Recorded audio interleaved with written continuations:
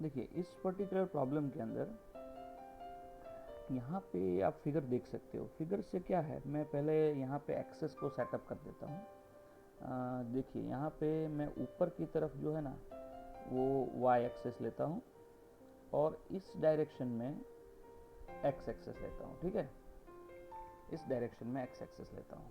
मतलब हम क्या कर रहे हैं, यहाँ पे एक इलेक्ट्रॉन को u जितनी इनिशियल स्पीड से, देखो ये है ना, ये u है, इनिशियल स्पीड है, u जितनी इनिशियल स्पीड से हम ऊपर की तरफ थ्रो कर रहे हैं। ठीक है, और कौन से रीजन में हम ऐसा कर रहे हैं, तो कि एक पॉजिटिवली चार्ज प्लेट है, उस पॉजिटिवली चार्ज प्लेट के रीजन में हम उसको ऐसा कर रहे हैं।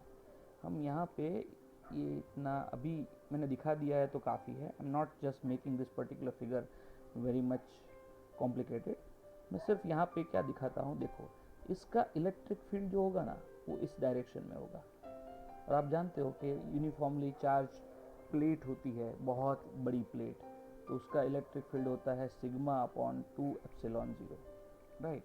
तो sigma upon epsilon 0 electric field ऊपर की तरफ है in the direction of x axis, और हम क्या कर रहे हैं, वाई एक्सिस की डायरेक्शन में एक इलेक्ट्रॉन को अप्लाई कर रहे हैं। मतलब इलेक्ट्रिक फील्ड और initial velocity of the electron ये दोनों एक दूसरे से परपेंडिकुलर हो, ऐसे हम इलेक्ट्रॉन को क्या कर रहे हैं, इलेक्ट्रिक फील्ड के अंदर अप्लाई कर रहे हैं। अब हम क्या करेंगे, तो सिंपल है, यहाँ पे आप देख सकते हो कि इलेक्ट्रिक फील्ड सॉरी इलेक्ट्रॉन की बात है ना, तो इलेक्ट्रॉन की इनिशियल वेलोसिटी एक्स डायरेक्शन में जीरो हो जाएगी। आप जानते हो लेफ्ट हैंड साइड जो है ना वो एक्स डायरेक्शन है, तो u x is going to be zero. फिर यू वाई जो है वो रहेगा यू। फिर ए एक्स, एक्स डायरेक्शन में एक्सेलरेशन मिलेगा, क्योंकि इलेक्ट्रिक फील्ड जो है that is in the x direction.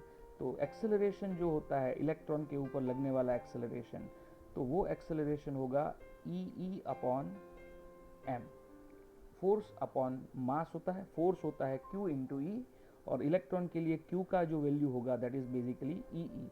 अगर मैं डायरेक्शन से मतलब नहीं रखता हूँ, तो अगर मैग्नीट्यूड से मतलब है तो इसको आप प्लस रखो माइनस रखो, डजेंट मैटर। ठीक है, मैं प्लस रखता हूँ because I am just going with the magnitude, I am not going to deal with the direction here.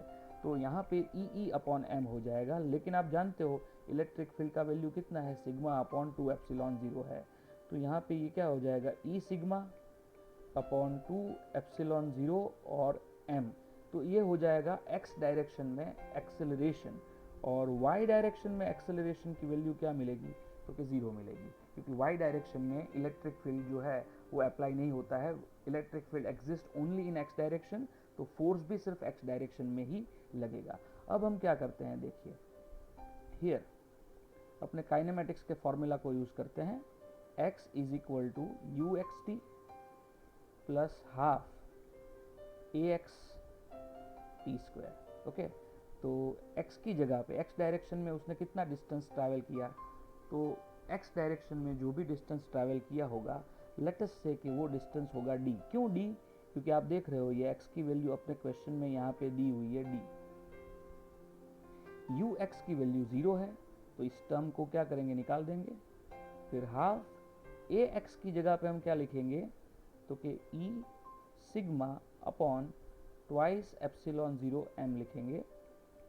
Okay, और यहाँ पे लिखेंगे टी स्क्वायर। सो यहाँ से मुझे मिलेगा d इज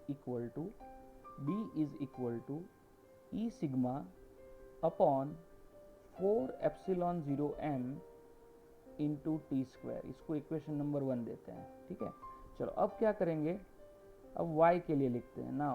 y क्या होता है, तो कि u y t plus half a y t square. Okay, ऐसा हो जाएगा y। अब y की डायरेक्शन में कितना डिस्टेंस कवर किया है, तो आप देख रहे हो y की वैल्यू यहाँ पे क्वेश्चन में दी हुई है हमको l।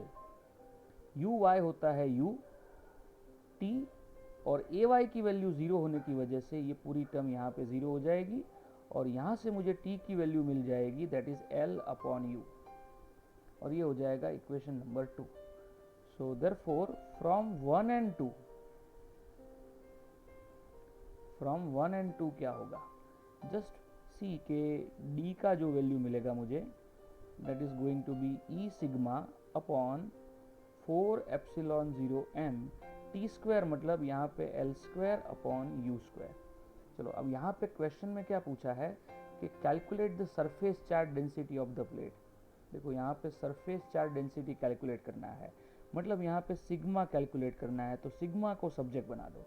तो जब आप सिग्मा को सब्जेक्ट बनाओगे तो क्या मिलेगा, 4d मिलेगा, फिर एप्सिलॉन 0 मिलेगा, एम यू स्क्वायर होगा और divided by E L square होगा। तो ये आपका आंसर हो जाएगा।